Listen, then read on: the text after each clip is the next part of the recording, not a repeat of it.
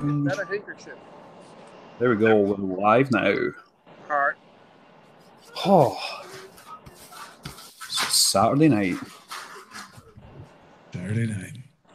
Oh man, you have no idea.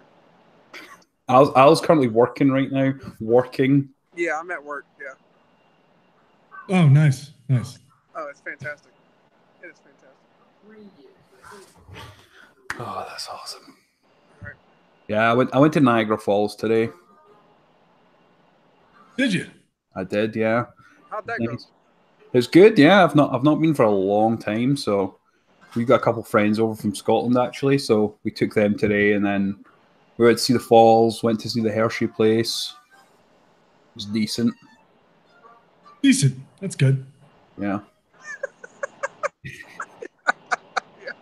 You should go to Niagara Falls. It's decent. Yeah. Yeah, I've never been. I don't even know what the hell it's all about, to be honest. It's a lot of water. Oh, a lot of water. And it's a very itchy, like town, really weird, kind of bizarre Niagara Falls is. I feel like it's a shitty Vegas. It is. It's a shitty Vegas. A lot more water. Shitty Vegas with water.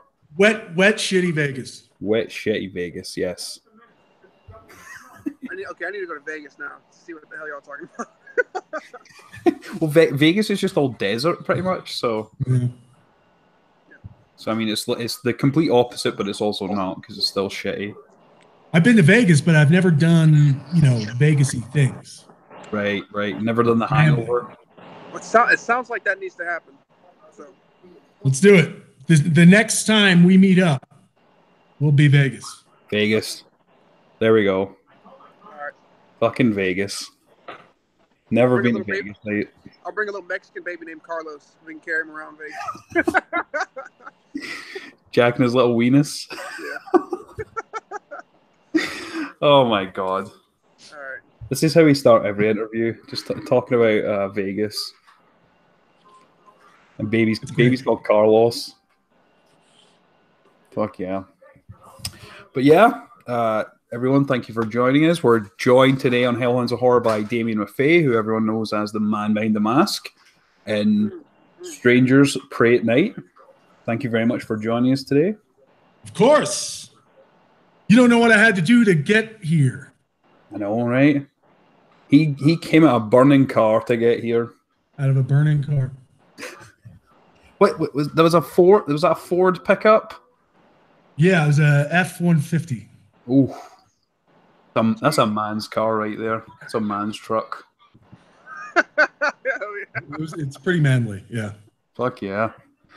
But yeah, since also this is back to school week, so I thought I'd start by asking some questions about your time at school. Okay. I'm curious. Did you ever have any cool nicknames when you were in school? Cool nicknames? No. When I went to school, we thought my name was pronounced Maffei. Okay. So it'd be like Maffei Duck. Oh, okay. Which today's kids, they don't even know because, I mean, they're not watching fucking, Warner Brothers or whatever the hell that is. So yeah. Maffei Duck was a big one. I mean, nothing really too much. That's about the best I can do. Nothing cool though. Maffei Duck. Yeah. Well, my last name's Muir, so I got called John Manure a lot. That's nice. Yeah, that stuck with me throughout high school. My name's Albert, and I got called Fat Albert for about a good fucking 12 years. Pretty brutal. Fat Albert. Oh, it was glorious. That's awesome. Yeah. Were you a big guy? Were you bigger then? No. So, I mean, it doesn't matter too much. No, it was fun. Is that a PHAT then? Is that kind of fat, right? Especially back then. I wasn't very stylish. I'm pretty sure it was the FAT. So I tried. I'm sorry. It's noted. It's noted. Fat Albert. I did not. This is new to me. I didn't know that, so I'm going to start calling you that now. I kind of regret saying it now.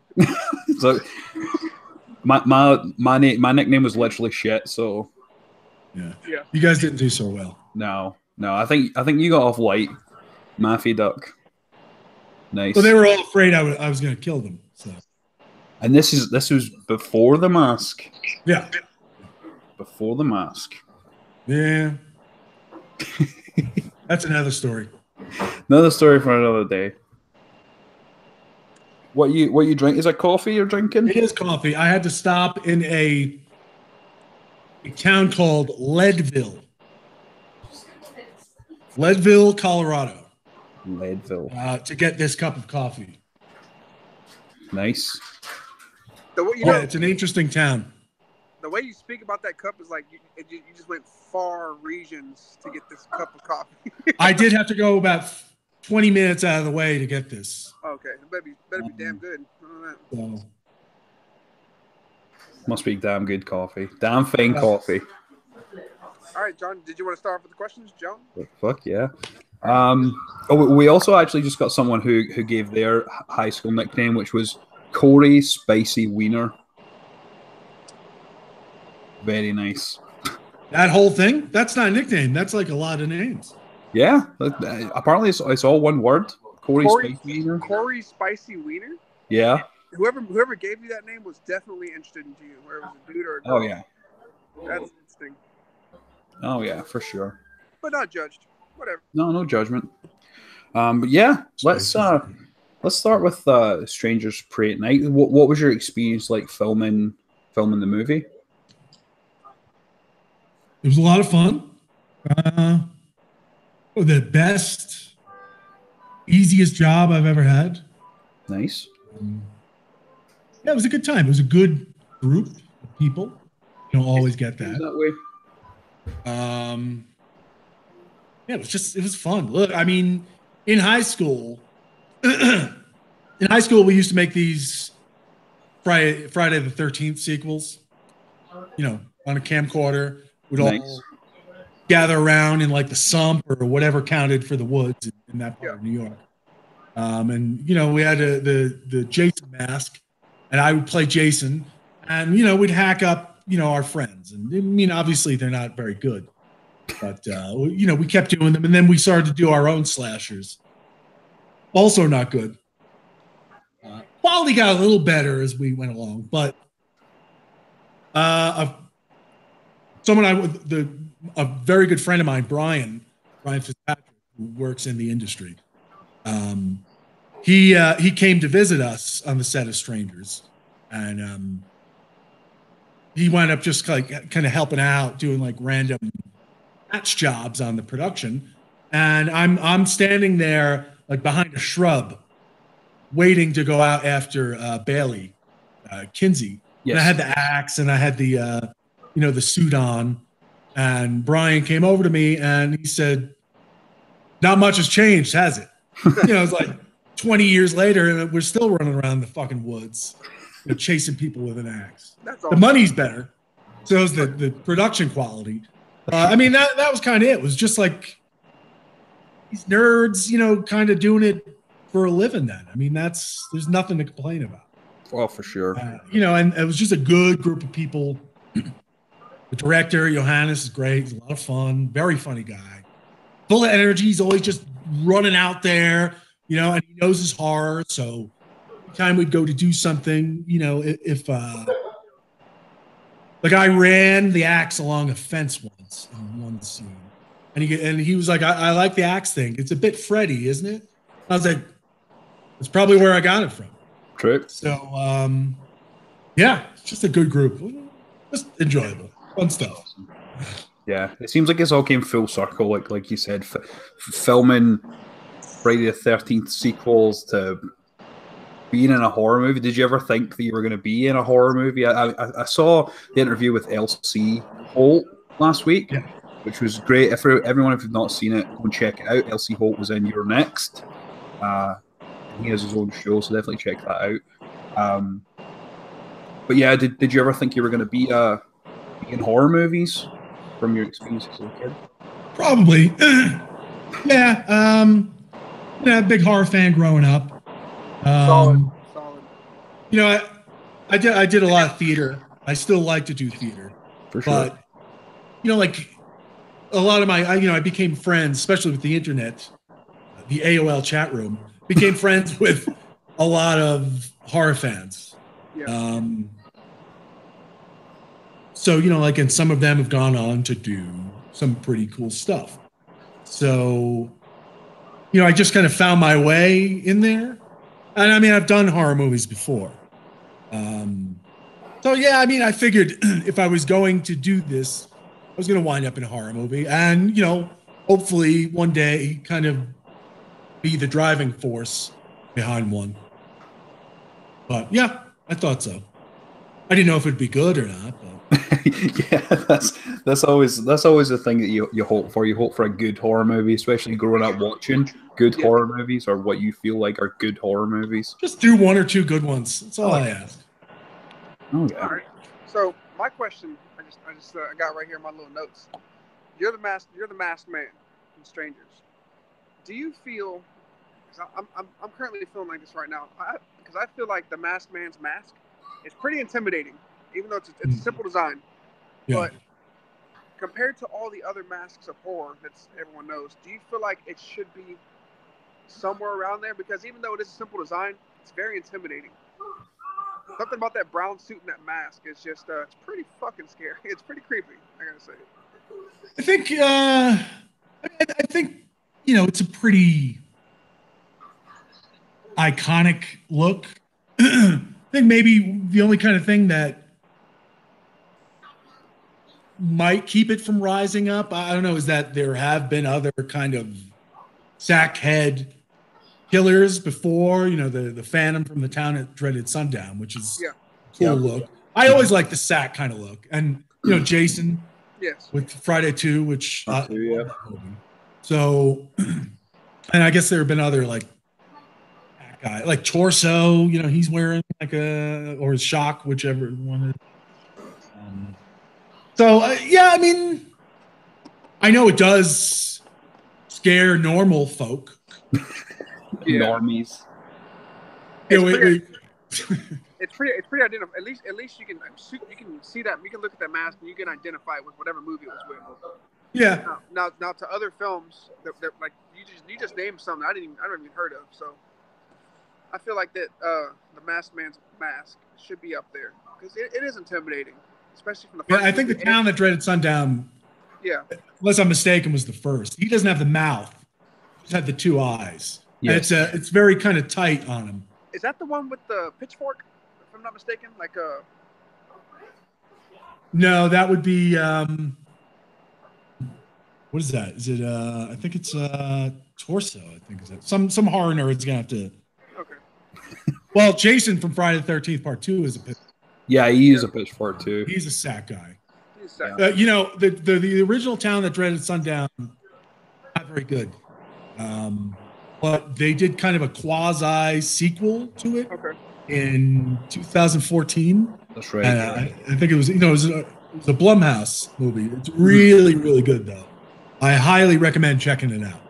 You don't have to see the original, which you know what's cool is we're interviewing you and you're also a horror fan. We just interviewed one of the Michael Myerses from Halloween Resurrection, Brad Lorry.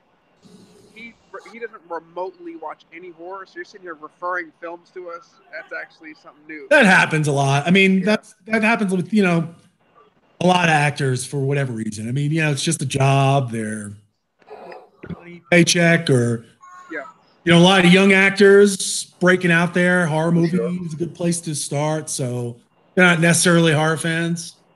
And then a lot of the guys that play the villains, you know, a lot of them are you know, stunt performers or just lucky dudes and dudettes.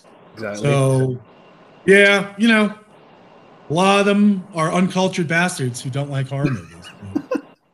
Hey, quote that.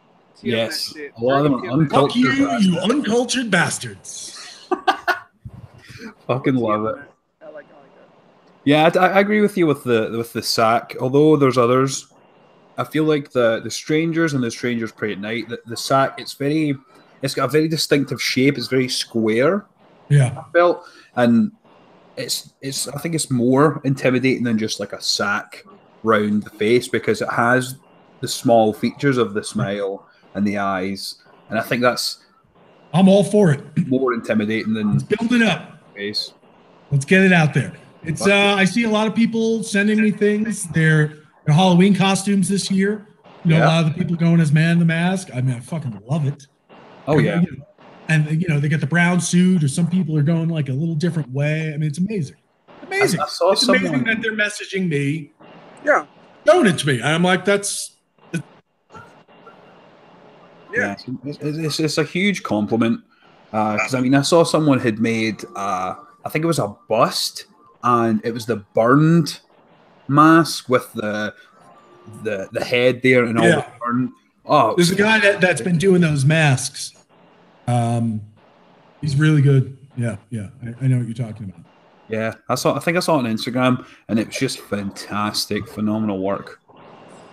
Love it. Send me all your costumes, unless it's the guy from the first. Then I don't want to fucking see it. Send it to him. It's definitely a culture, man. I feel like the horror community is a huge. It's an amazing community. Yeah, it really is. It really is. Oh yeah. Nothing else like it. Oh, for sure.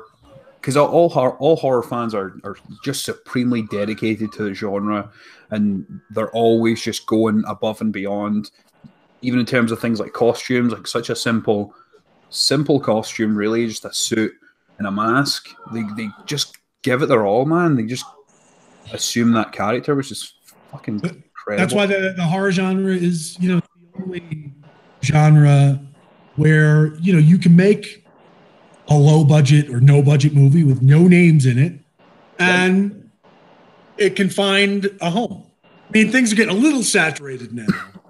Yeah. You know, but it still maintains. You know, a lot of these movies coming out in theaters, you know, they don't have any known actors in it. You know, they're made for like $1 to $5 million, but people go see them. For sure. I mean, look at Terrifier, for example. Terrifier's just blown up over the past couple of months, and that was a phenomenal movie that was made for literally nothing, and it's just hard work, dedication, with really nobody at the time, and now David Howard Thornton, I think he's going to do great things going forward. Because we spoke to him a while ago. He was our first interview. He was the first person we spoke to, and he kind of made us want to go down this route. He's kind of an asshole, though, isn't he? He's a jerk. You know, I sent him a message. He was like, "Fuck off, bad boy." I love David. I love him. He's a New York guy like me. Yeah, he's a New York. He's not from. You know, he lives there now. But hopefully, he's picking up that accent. Sure. No, I like him. Well, you know, he's a theater guy too. So yes, yeah. I'm a theater nerd. Yeah, you know, you jump into those things that dialogue, whatever, and there's all this mimey stuff. So it's great. It's good that there are talented people doing these parts and stuff, because it only makes it better. Oh, for sure. Oh, yeah. I mean, I believe Robert Englund, when he was in Nightmare on Elm Street, I don't know if he did theater or not, but he was a huge deal. And when we spoke to Mark Patton, he was saying that when he came on the cast, Robert Englund was starstruck by him, which was incredible considering today Robert Englund is one of the legends of horror. So why was he starstruck by Mark Patton? Mark Patton, he was huge in theater. He worked with Cher, and apparently he was huge in the theater scene. And apparently Robert Englund was a Nightmare on Elm Street starring Mark Patton with Robert Englund in his eyes. Apparently, Clu Gulager's in that movie. I mean, fuck Mark Patton. Clu Gulager plays his father, man. Exactly. Fuck, man. Holy shit. Clu Gulager was one of my heroes growing up. Fuck yeah. What are some of your other heroes in horror or cinema or just in general? My acting heroes. I had acting heroes. Clu Gulager was one of them. And that comes from, like I was a kid. I was watching Return of the Living Dead. Solid. And, Nice. like my mother walked by, didn't know what I was watching, but she saw Clu Gulager, and she said, "Oh, Clu Gulager." I said, "You know this guy?" And she said, "Yeah, well, he's a very underrated actor. He's in this and this and that." And the next day, we went to the video store, and I rented some Clu Gulager movies, and I watched them. I was like, "Oh, I really like this guy," and I liked him in Return of the Living Dead too. It's the 80s video store, so much shit was available to you. Oh yeah. And you watch all these horrible movies with these horrible actors, and every once in a while you get something like Return of the Living Dead, which is, a little better performances, Miguel Nunez having some fun in there, and Clue. So I kind of latched on to guys like that. But like Roy Scheider was another one, that came from Jaws, but then Nice. Marathon Man, all that jazz, which he should have won a fucking Oscar for, but he didn't. Darren McGavin is another one. Most people seem to know him for the father in A Christmas Story. Oh, right. Yeah. Fragile. Mm-hmm. Claude Rains, The Invisible Man, was always one of my all-time favorites. And Claude Rains, just a brilliant theater and film actor. I didn't have any like horror, heroes.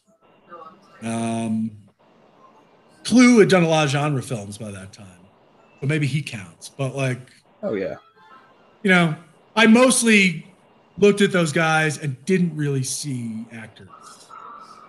You saw legends. I didn't see that either. I just saw. Well, I mean, who are we talking about? True. You're putting me in a tough position. Well, I mean, Donald Pleasance, is a very good actor. Yeah, for sure. Although my favorite thing from Donald Pleasance is Deadline or Raw Meat, which is a cannibal movie from 1972. And I can tell by your face you haven't seen it. No, I've not. As soon as this interview ends, you got to see that movie because it's so good and he is so good. You won't even believe that's Donald Pleasance. Nice. Christopher Lee's in there for a little bit, but it's so good. Oh, cool. Deathline or Raw Meat. Deathline. Raw Meat. The music is great. You got to see it. Noted. I want to say there was an anniversary deal going on, and I remember hearing about that. I just didn't even. Came out. It came out on Blu-ray. Maybe Blue Underground put it out recently. I have it. I just buy the things. I don't know who's putting them out. Unless it's Arrow. I can always tell Arrow. Oh yeah. Anyway, someone will correct me on that too. Christopher Lee. I loved Christopher Lee stuff. Yeah, he's a legend. For sure. Pushing. I mean, those were legends to me. For sure. Again, Christopher Lee, his stuff in the Hammer films was just incredible. It was great. Oh, loved it. The Wicker Man. I mean, him in the Wicker Man, stuff like that. Like the Wicker Man is one of my favorites. So I mean, that to me, those guys were the legends to me. Fuck yeah, that's awesome. That's awesome. Okay. I know I didn't say what you wanted me to say. Oh no. And anything you say is welcome. You don't. It doesn't have to be horror related. It can be anything. You can cuss. Whatever the hell you want. We now have some movies to watch, so I'm cool with that. Deathline, it's a good one. Yeah, when we're not interviewing, we actually review horror movies and shit. So that's actually something to look up. So my question is going to be, what do you feel like is missing in today's horror that there was so much of back then? Okay.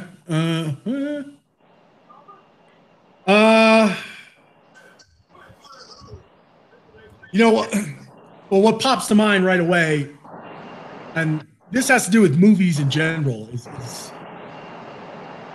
the promotion of it. I mean, a lot of, online stuff, really utilizing the whole social media, and that's great. But still, for the most part, the posters for movies still kind of fucking suck. I would like to see some, not the Photoshop faces on the posters. Right. Here. Yeah. I mean, Halloween has just released a couple of posters. This one coming out, and I guess they don't have to do much to get people excited. I mean, people are already excited, but I mean, put a little effort into the goddamn poster. I mean, it's the first thing that people are holding on to. Yep. I had just assumed that the Strangers were going to put out like a Photoshop piece of shit. So I was pleasantly surprised by their poster. I mean, it's still more kind of a Photoshop job, but it was well done. What else is missing? What I'd like to see. It's tough because I really like kind of guerrilla kind of filmmaking, a little grittier, passion stuff. Kind of like Mark Duplass seems to be doing it now. With yes, like Creep 2. Yes. Back in the day, it would have been John Cassavetes. Right. So anytime Mark Duplass seems to do something, I mean, he does it for like no money, and they're great. The substance is there. So I mean, I feel like I'd like to see more filmmakers doing something like that. Yeah. But I mean, and that's different from a lot of like the cheap shit that comes out in like Amazon Prime or like the Asylum knockoff garbage. Like I would like to see some passionate, driven. I mean, there are people every day like trying to get their scripts out there and waiting for investor money, and these people just like die waiting. Yeah. But just engineer a couple of your movies, a movie to fit like whatever resources you have, and just like fucking grind one out. Yeah. I'd like to see some shit like that. But I mean, I like good performances. I like characters you can root for in horror movies. For sure. When you're trying to fill your body count, it's hard to develop characters. True. Agreed. But I just like acting. Acting's a big, acting, performances, characters you either want to hate and not hate because they're horribly annoying, or you want to love and so you can get emotionally invested. It raises the stakes. I mean, that's always something I want to see in any movie. For sure. So please, more of that. Yeah, I watched The Nun today. The Nun just dropped. I watched it today. I'm not gonna spoil it for nobody, but I wish there was more acting. You're correct on the acting aspect, and less CGI.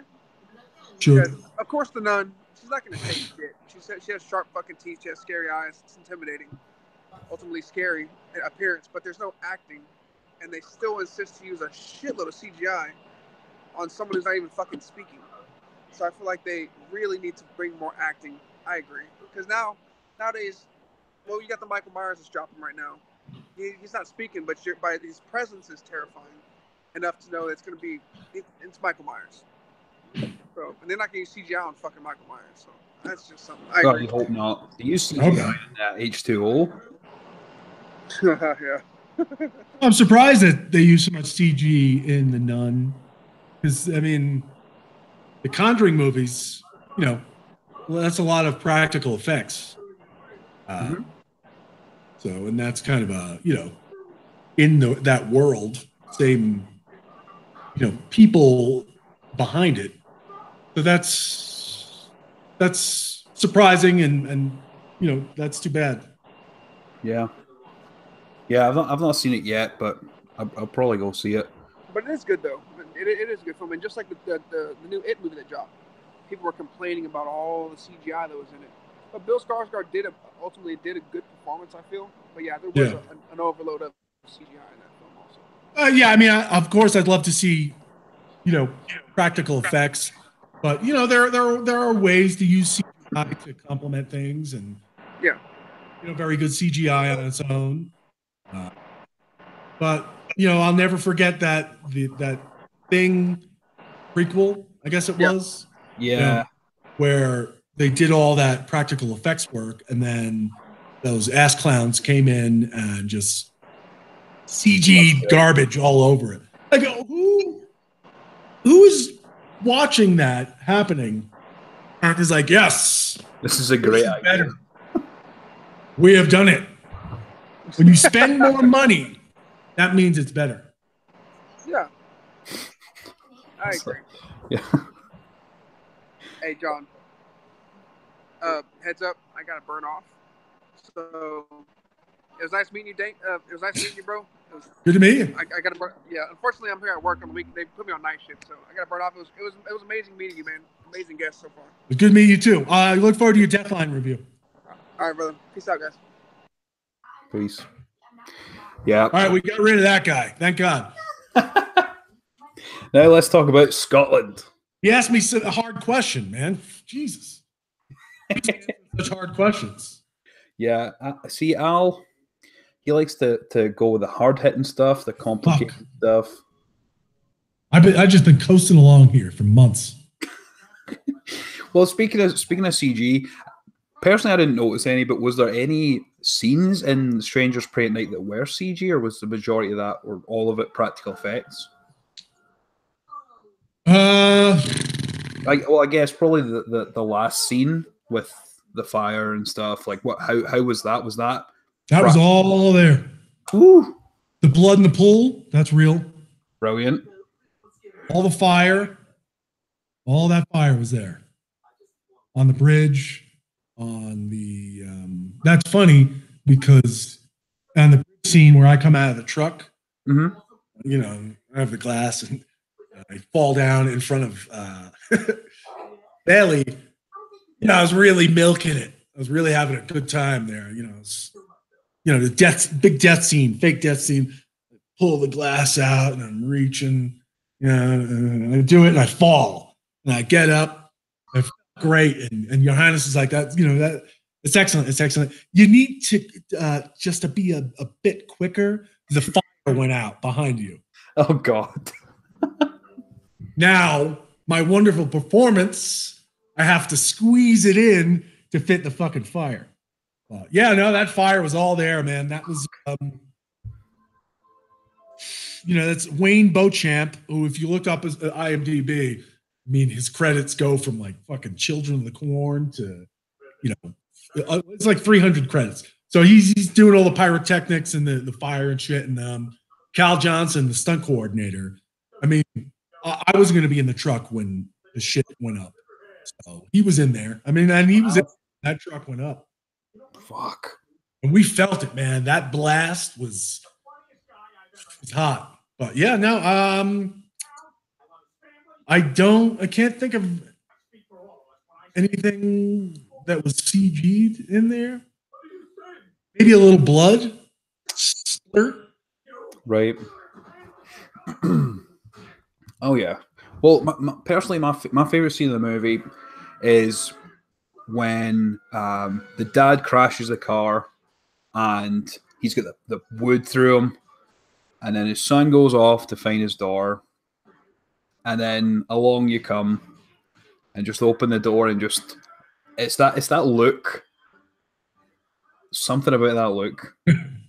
It just kind of gave me chills a little bit, and then just turning on the radio. Oh, that was my favorite scene of the movie. That was the first thing I shot. Oh, really? Nice. It wasn't supposed to be, but rain chased me out of something a couple times. Something on a hill, right? Which never wound up in the movie. Maybe a little snippet of it. But so that was the first thing I filmed with the band scene. That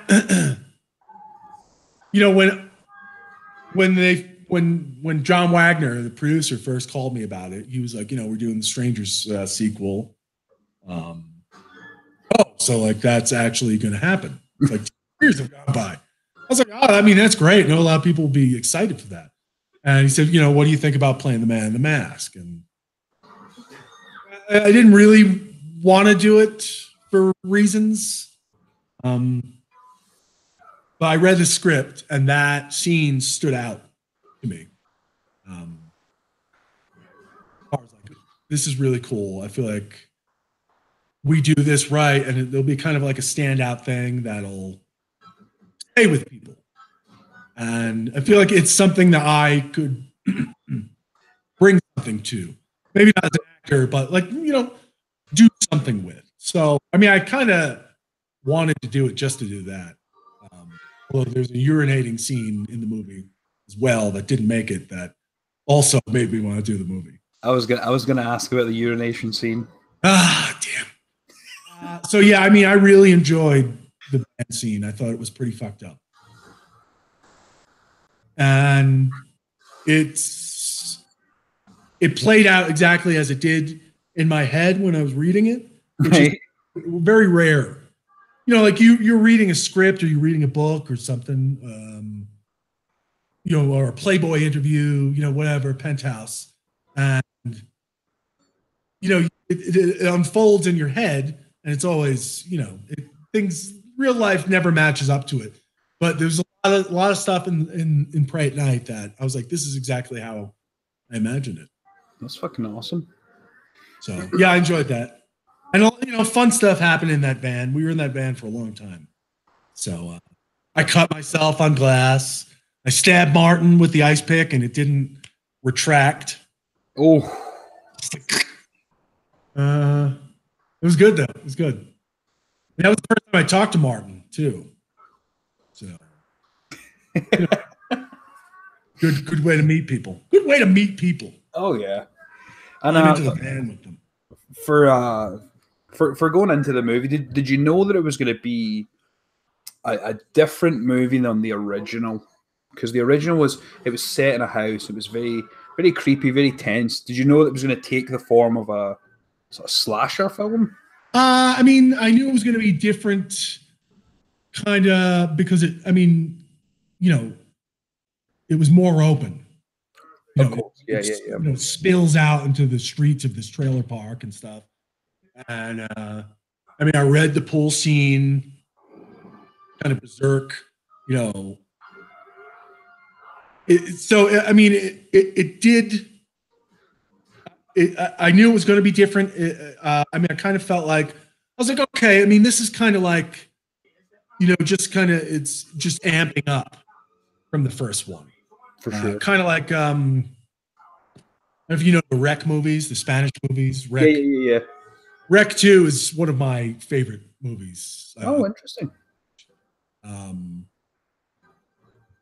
That was kind of how the vibe I was getting when I read the script. I was like, because Rec is, it's in the building, it's kind of slow burns, it unfolds, it's like, and then Rec 2 is just like still in the building, but it's like no room to breathe. So that's kind of how I saw it. It's having filmed it and then having seen it, it's a little different from how I thought. I feel like Pray at Night is very different from the first one, and not the continuation, not kind of the amped up. No, it's not Rec 2. No, well, no, I don't know. It's aliens. No. that would have made it more interesting. Alien. Just a bunch of strangers just pouring in there. A Stranger Things crossover that no one saw coming. Yeah, I don't know. You know what? Like, you filmed the thing, and we had no idea what music was going to be in there. For sure. I got to know Johannes' tastes. Every time we'd go to film, something, he would say some kind of 80s love ballad will be playing over this or something. So, in the band scene, I had no idea what was going to be on that radio. At the pool. So, and the music really kind of bonkers layer to it. Yeah. And the look of it, too. The cinematography of it is, it's another layer to it that you don't fully get while you're filming it. So For sure. I mean, I knew it was going to be different, but you know, it was different than what I anticipated. But for sure. I think you're absolutely right. The music, you're obviously not going to see that there, but the music played a huge factor in it. Again, vastly different from the original, where it's very tense and very low in terms of music, but just to build that tension. In this one, it's like it almost adds like a comedic factor to it, where there's just this crazy 80s music going on while there's these horrific scenes happening, like in the pool scene. That was just it was again, I agree with you, great cinematography. The way I was going about it, like in the van, you know, I knew there was let's see, it was scripted that I think I turned on a rap song, and I think it was changed to a country, and then a baseball game, and then it was going to be I think in the script it ended at a baseball game. I think in the script I listened to the baseball game for a while. Right. Johannes is Johannes, you know, love him. So you know, he like added that in there, and he told us. So I mean, in my head, I was like, all right, you know, so it's kind of like when you're working out or writing a screenplay or something, you know, you want to put on music that gets you going. For sure. To do whatever it is. And that's how, you know, the strangers go about the thing. That's how the Man in the Mask does. It's his, you know, it's his workout music. For sure. Yeah, that's a good way of thinking music it. To stab people to. Yeah. Music to murder people. Music to murder people. Love it. So I've got some questions from some of the people that are watching right now. So I've got a message from our friend Corey here. He says, if you're a childhood horror fan, which horror movie would you want to be in?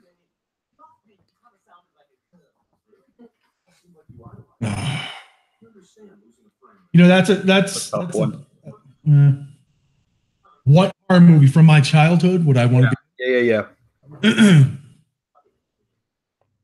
I would love to be in a remake of The Birds. Oh, nice. And, you know, I'll be like, how dare they remake The Birds? But, I mean, if they're going to fuck it up, I might as well do it with them. Yeah, that's the thing is that, you know, like you read these scripts, you know, sometimes maybe they're so good. Like people have asked me, would you have wanted to be in Aliens? And I mean, once you're in something, then, you know, you can't watch it. You know, you never experience it that way. True. You can't just sit there as a fan and watch a movie you're in, even with a bag on your head. You see yourself actually the process of making the movie. At least I mean, you can't remove yourself from it. Like, I'm not just going to be like, I feel like popping on The Strangers Pray at Night. That's you know, it was, you know, same with theater. You know, you just can't watch yourself. And if, you know, as far as I am, if I don't have a bag on my head, I can't look at myself. And my voice is terrible. You know, so like the Pray at Night part was perfect because it's like I don't fucking speak. I don't have to see myself. Great. Fuck yeah. So it's hard to see. I mean, I don't know, man. A lot of movies I always placed myself in as a kid. Like I put myself in Aliens. I put myself in Dawn of the Dead. Maybe I'd like to be in the Dawn of the Day of the Dead. I'd like to play Captain Rhodes in there. Oh, nice. I feel like I could do something with that. For sure. I feel like he yells a lot. I feel like I bring it a little different direction. Although I'll yell, I'm running this monkey farm. You'd have to. You have to. So put me in Day of the Dead. Or, I mean, they just keep remaking it, right? So I'll just wait for the next remake. That's true. So someone makes a bearable version. There's either going to be a remake movie of The Birds or there's going to be a TV show. So I mean, and I won't be in it. You probably have a chance. I'll be the guy at the gas station that gets blown up. Yeah. Then you can see. Don't light that cigarette. What was he thinking anyway? That's why they put that rule in place. You can't smoke at the pump. Yeah. Birds. Let's see if we have any other questions. Was there any real injuries during the filming? of The Strangers Pray at Night. You'd mentioned there you stabbed. Yeah, that wasn't an injury. That was just fun. That was the ice pick I stabbed the father with was a retractable ice pick. But one time I stabbed him, I just felt that it didn't retract, so I just kind of poked his skin inward there. But Martin was great, so and we'd be like, pull it out, and I'm like, oh my god, I'm so sorry. Yes, there was a serious injury in the van scene. Oh shit. So I get into the van, and Martin's there with the wood in him. And this didn't make it into the theatrical version, but when I got into the van, sit down, settle myself, and then on the dashboard, there's blood and glass. I would just kind of like clean up the glass, blood off the dashboard while he's writhing and whatnot. I think maybe the fourth time I did it, and Martin, the glass on the dashboard is fake glass, obviously, but Martin had been, squirming. So I think he managed to shave off a piece of real glass from the dashboard and it just dropped in the fake pile. So, it's real quiet, the crew's all around there, but we're just in our own world. He's pleading with me and I'm just cool as fucking ice. And I get in there and I'm just like, ah! With the fucking sack on my head, like muling. I was just like, and you just get your hands saying, what the hell are you doing? So it was like a little piece of glass. Oh yeah. Wiped it off. That's it. Other than that, Bailey picked up a bunch of bruises and scrapes. I mean, she never wanted the stunt double to do it. She always wanted to do it. Nice. I mean, she was diving and she was pretty banged up, but that's about it. It was very safe production. Very cool. Yeah, I mean, even just a small bit of glass it's a nuisance. It's a pain. Yeah. And I could just imagine. Didn't even make it into the movie, like that part of the fucking scene. Like I bled for that part. I do think I'd like to see you with the mask on, with the muffled scream, just going. That should be the bonus features. Yeah, there's a lot of good stuff that can be in the bonus features. I fell at the pool too. Oh God! One of the times I was charging at Lewis with the axe, I swung so hard, I lifted myself up in the air and I fell on my back. I was embarrassed. And I just laid there and I didn't move. And I have the bag on my head, so everyone thought I knocked myself out or something because I wasn't moving. So, but I was okay. I was fine. That's good. My friend Kenzie, as soon as you said yes to do the show, she was just overwhelmed with excitement. She found out recently she had to work tonight, so she's not watching live, but she wanted me to ask a question. First of all, to say that she's a huge fan of the movie and of you and your character. But she wanted to know what was your favorite part to film during the movie?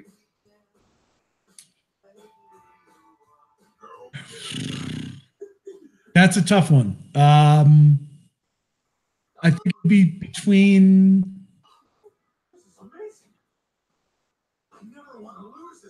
I think the bridge scene at the end, right? Thought was, I don't know. There was something about it, like because the bridge was, it was really kind of spooky, and the flames were going on behind me, and it was. I mean, I was just having a lot of fun with it. That was a cool thing to do. Really enjoyed doing the van scene. I mean, I was totally into that. I mean, the pool was a lot of fun to do. Yeah. That whole thing was those cool. Are three pivotal scenes in the movie. Everyone's favorite are going to be one of those three: the van, the pool, or the bridge. Yeah, I mean, they were a lot of fun. It's hard to pick I mean, the pool, that was a whole day and night thing. For sure. But I mean, that I was standing there. They were setting up something, and I was just looking at the palm trees, and Lewis covered in blood, and they have the crane going, this camera underwater, and the guy following us behind. I was like, I mean, that's pretty fucking cool. Like that, I'm about to do this again. Like I'm a part of this. Like this is pretty cool for a horror nerd.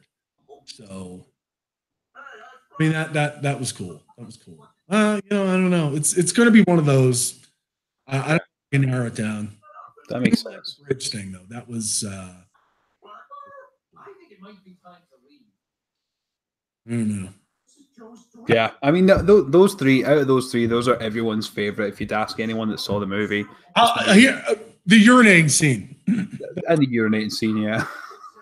The answer is the urinating scene. There we go. That was most fun. There we go. Because only the bottom half of me was on screen, so the top half was just doing whatever it wanted. Brilliant. I'm actually curious after our conversation today, which I had no idea that your mum was Scottish. Can you do a Scottish accent? I have done it in movies. I'm not really very good with accents. Scottish was the only one I could do, and it was based off. My mother never had an accent. Oh, okay. She lost it somewhere. Right. So my mother, as I knew her, she had it completely. When my grandparents would come over every summer, it would take a couple of days to understand what they were saying.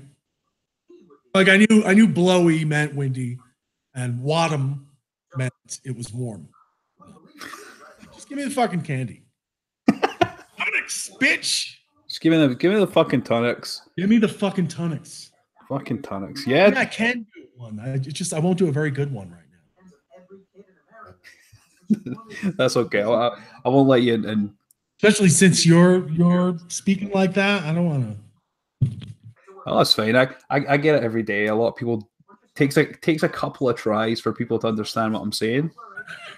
So I understand that. Yeah, I did. I played a Scottish guy in some romantic comedy a few years ago. Nice. They asked if I could do a German accent or something. Can you do a German accent? And I was like, yeah. And I did a production of Cabaret once. So I can do a better Scottish accent. And they were like, great. Oh. I busted that one out. And there was a screening of that movie somewhere. And some journalist I know went over to one of the producers and said, where did you get that Scottish guy from? Like, exactly. He's an import. A lot of people don't believe I'm actually Scottish. What do they think you are? They think I'm just an imposter. But that happens. I'm a good Canadian, I think. Because I live in Canada. It's weird. I'm from Scotland. I live in Canada. So anytime we do any interview, someone will say, so where are you guys from? I'm like, oh, I'm in Canada. Like, you don't sound like you're from Canada. Are you sure? So I've kind of developed a bit of a Canadian accent. So let me channel my inner Canadian. Hey bud, how are you?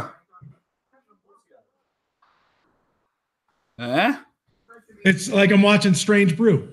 Yeah.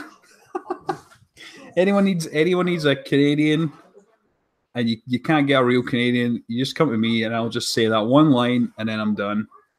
You need a Canadian for your movie. I got a Scottish guy. And if anyone says I need a Scottish guy for a movie, I'm going to say I've got a guy, the guy that's not me. I know a Scottish guy that lives in Canada.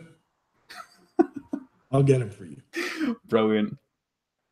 But yeah, I don't have any other questions. I don't think the chat has any other questions. So yeah, I think we can. You can go and enjoy the wedding. Well, I got a day. You would not believe how far back that goes. I mean, it just goes. Just goes. And then there's cows and horses and shit. Cows and horses and shit. There's no mountain men. I didn't see any boars, so I'd call that a successful interview. You weren't swept away by any wild men. You get a little Final Terror just before dawn type thing going on. Oh, Final Terror. Oh, wow. That's a great one. There's a movie. We've reviewed Final Terror before. Wasn't a fan. No? No. Well, that's interesting. I mean, you know what? It depends on what you do like, where I would be like, what the fuck are you talking about? Because, I mean, the Final Terror isn't a great movie by movie standards, but by slasher, especially backwoods slasher standards, I mean, it's got a pretty, an above average cast. True. It's got the whole mother-son thing going on. It's very dark. My thought behind the whole mother-son thing, I didn't really, when I first watched it, I didn't really know it was his mother until like someone told me, and I was like, oh, is that who that was? It's a very murky movie. Yeah. So you don't like it? Huh. Oh yeah, I wasn't a huge fan. What slashes do you like? That's what I want to know. Yeah. What are your favorite slashers? One of my all-time favorite slashers is The Burning. One of my all-time favorites. Good one. Love Tom Savini's work on that. Sure. Wasn't a fan of Maniac, but I liked Maniac Cop. What other slashers do I like? I mean, do you like the slasher genre? Oh yeah. Another one, Sleepaway Camp. Loved it. Come on. You like Sleepaway Camp, but not Final Terror? Yes. I don't know. When's the last time you saw Sleepaway Camp? A couple months ago. I do watch it periodically. If I had to say my all-time favorite movie of all time in terms of horror supernatural, I'd say Nightbreed. Nightbreed's my all-time favorite movie. I've never seen it. Really?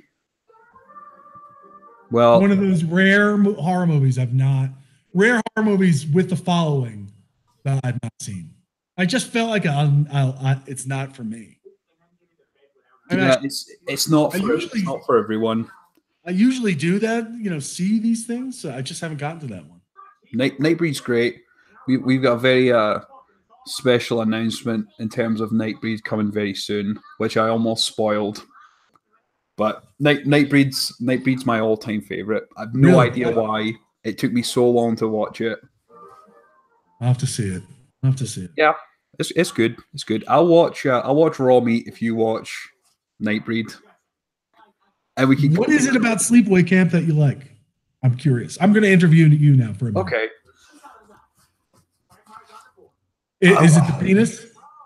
It's not the penis actually. A lot of people liked it for that. Me, not so much. It's very tame otherwise. I mean, it's a very tame movie. Yeah, there's a lot of off-screen stuff. I don't know. Good effects in there. The cook getting burnt. Yes. Yep. Agreed. The decapitated head there at the end. That's pretty good. Yeah. I don't know. I just always really liked it. I do prefer The Burning though. If we're gonna talk like campsite slashers, The Burning all day. Love it. I just love the effects that Tom Savini uses, where he'll use a real object and hit it off like a piece of wood or a piece of metal, so you know that it's real, and then he'll use it in a practical effect with like the chopping off the fingers. Oh, brilliant!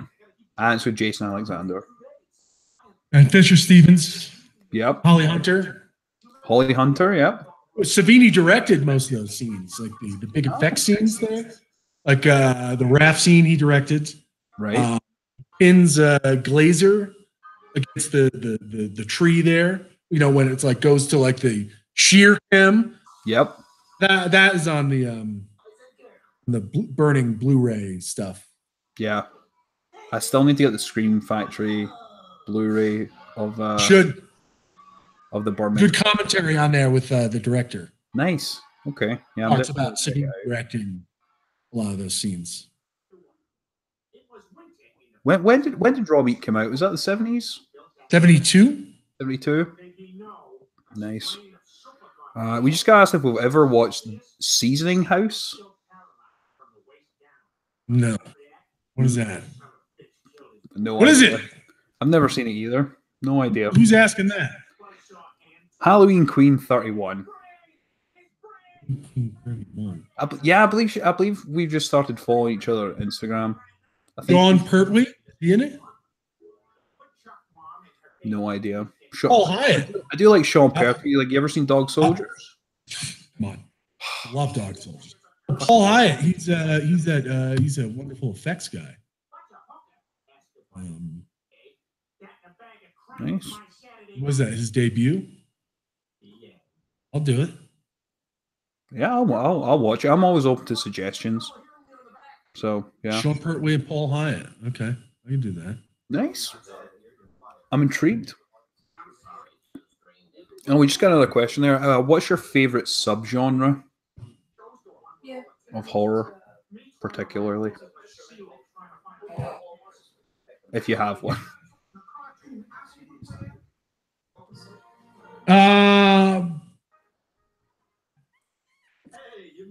Probably Nature Run Amok or Eco Horror.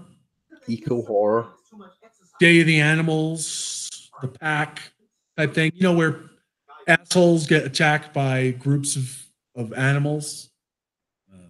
That type stuff. I mean, I know everything pretty much about the slasher genre. House, if that's a slasher one. But I do like when my animals attack people. Nice. Not the sci-fi stuff. My love for that kind of ended after, maybe the 80s. But yeah. Nice. Oh yeah, but yeah, Sean Pertwee is in it, so I'm interested. I do like Sean Pertwee, so I'll do it. Yeah, he's great. We shall compare notes. His father was a vaudeville actor, I believe. Oh, really? Sean Pertwee. Yeah. And I always kind of know random little horror facts that are useless in real life. So I'm glad to know that you share that affinity. So that's awesome. I love Dog Soldiers. It's so my favorite of the wolf. The wolf movies. Yeah, they were good wolves as well. They were. I really like the design of them. Yeah. They were good. Yeah.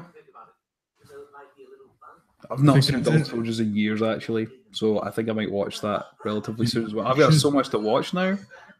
The Seasoning House, Raw Meat, Dog Soldiers again. Maybe I'll watch Sleepaway Camp again. Who knows? Maybe I'll watch Nightwing again. The Sleepaway Camp Part 2. Yeah, honestly, I've not looked into any of the other sequels. They're on. I don't know if you ever heard of Tubi TV, but I believe they're on there. A lot of people like 2 more. Nice. Yeah, I think I'm going to check it out. Pretty brutal. Nice. Yeah, that's fucking cool. Yeah, I'll check that out. Do it. Yeah. Do you have anything else coming up? I know you're going to be at Cult Classic Convention. The other guys thought they were going to go, but some circumstances happened. So there's a bunch of people that are going that we've spoke to. Yourself, Dan Yeager, we spoke to him a couple of weeks ago. David Howard Thornton.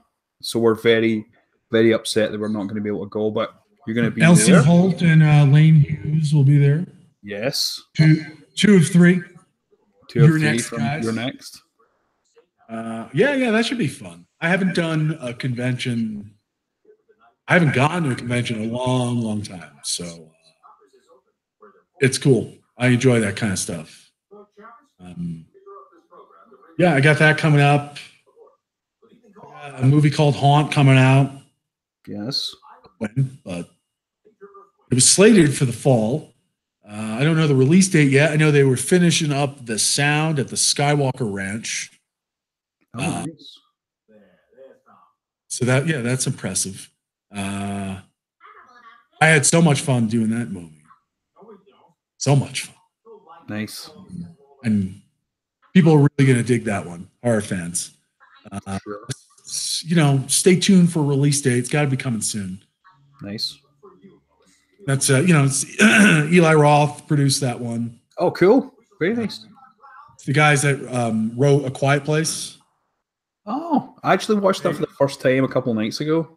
It's great. I really like it. So the guys that wrote that wrote and directed Haunt. Nice. And I'm a villain in that. Very cool. Such a nice guy. He keeps playing villains very against type. But that should be coming soon. That's cool. The next convention we're all going to be at is Texas Frightmare next year. So if you happen to find yourself in Dallas, we will be there and we will come say hi. I'll do it. Fuck yeah. But yeah, again, thanks, man, for joining us. I really appreciate you doing this. It's been a lot of fun. I've learned a lot. Got it. Anytime.